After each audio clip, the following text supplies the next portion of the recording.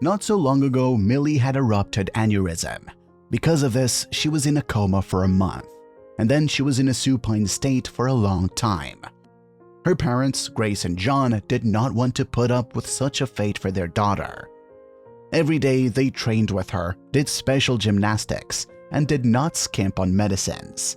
They made every effort so that their daughter could walk again. After a while, Millie began to walk. She could both walk with her father and eat on her own. Except her mind wasn't like a 30-year-old woman's. It was like a 7-year-old child. Grace and John accepted this. However, their eldest son began to disrespect his sister as she irritated him with her behavior. They were always on the outs, but now Dylan won't even look at Millie. And so, at Christmas, when guests gathered in the house, Millie sat at the table talking loudly and rattling the dishes.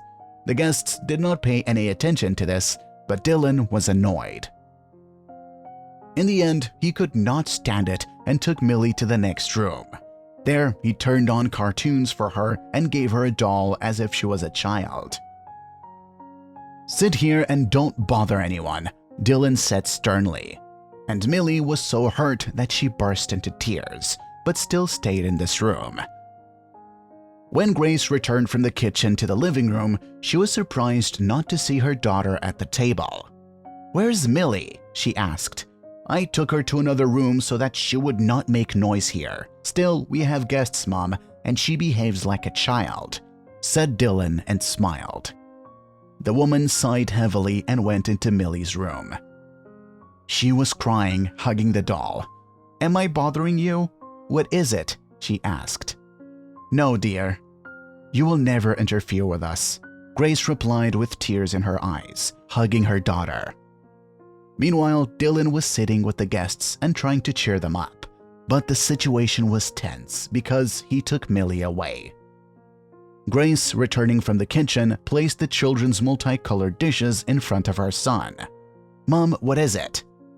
"You behave like a spoiled boy who ruined the evening for everyone with his whims.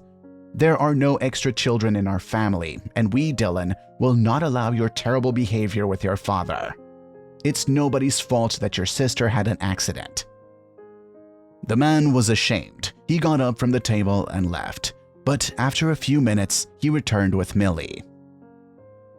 He sat down next to his sister, handed her a fork, served her food all evening, and helped her cut the meat. And then Dylan stood up, apologized to his sister and his parents.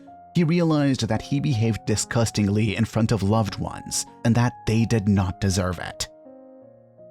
Misfortune can happen to anyone. Nobody is immune from this. But this is no reason to despair. It is important to surround him with care, attention, and love so that he feels needed and loved.